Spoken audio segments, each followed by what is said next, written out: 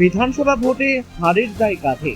আলিপুরদুয়ার পুরসভার চেয়ারম্যান প্রসেনজিৎ কর ও vice chairperson Mampi অধিকারীর ইস্তফা। ফালাকাটার পর এবার আলিপুরদুয়ার পুরসভাতেও বড় ধাক্কা খেল তৃণমূল।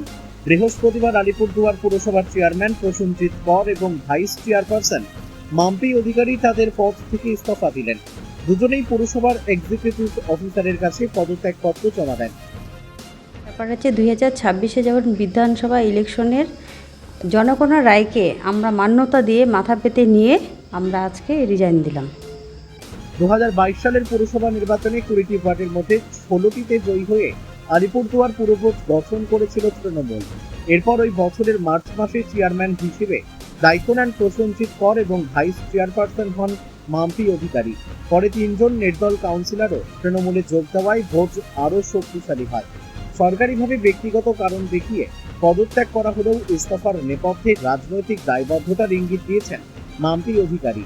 তিনি বলেন, বিধানসভা নির্বাচনে আলিপুরদুয়ার শহর এলাকায় আমাদের দল হেরে গিয়েছে। সেই পরাজয়ের দায় স্বীকার করেই আমি পদ থেকে ইস্তফা দিয়েছি।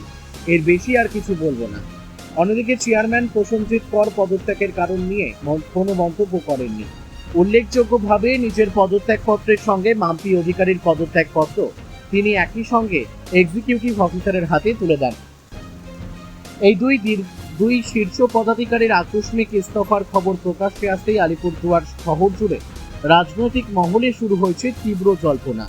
আগামী দিনে পুরসভার নেতৃত্বে কারা আসবেন এবং এই পদত্যাগের রাজনৈতিক প্রভাব কি হবে, সেদিকেই এখন নজর জেলার রাজনৈতিক মহলে। ব্যাপার হচ্ছে 2026-এ যখন বিধানসভা ইলেকশনের জনগণের রায়কে আমরা মান্যতা দিয়ে মাথা পেতে নিয়ে আমরা আজকে রিজাইন দিলাম। মানে আপনারা তো ভালোই ছিলেন, চালাতেই পারতেন পুরসভা। 28 অবধি তো মেয়াদ ছিল।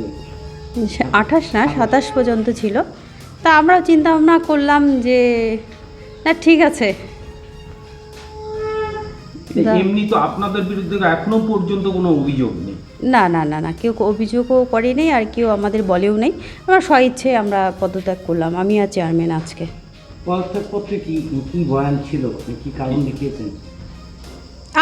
আমরা নিজেরাই ইচ্ছাকৃতভাবে আমরা এসে ইও স্যারকে জানিয়েছি যে আমরা এই দুই পদ থেকে চেয়ারম্যান এবং ভাইস চেয়ারম্যান আমরা মানে অব্যাহতি নিতে চাই। এই বলেই আমরা ইও স্যারকে আজকে আমি চেয়ারম্যানকে করি এবং চেয়ারম্যান ইও স্যারকে করে আমরা আজকে পদত্যাগ করলাম। আপনাদের থেকে ভালো কি চালাতে পারবে মনে হয়? দেখেন, জনগণের রায়, জনগণ যেটা মান্যতা দিয়েছে নিশ্চয়ই তারা ভালো চিন্তা ভাবনা করেই আজকে নতুন সরকারকে এনেছে। তো আমরাও যাব নতুন সরকার জনগণের পক্ষে যেহেতু রায় দিয়েছে, মানে জনগণ যেহেতু নতুন সরকারের পক্ষে রায় দিয়েছে, তারা নিশ্চয়ই ভালোভাবে ভোট চালাবে। না না না কোনো চাপ ছিল না, আমরা নিজেরাই স্বেচ্ছায় আজকে পদত্যাগ করলাম।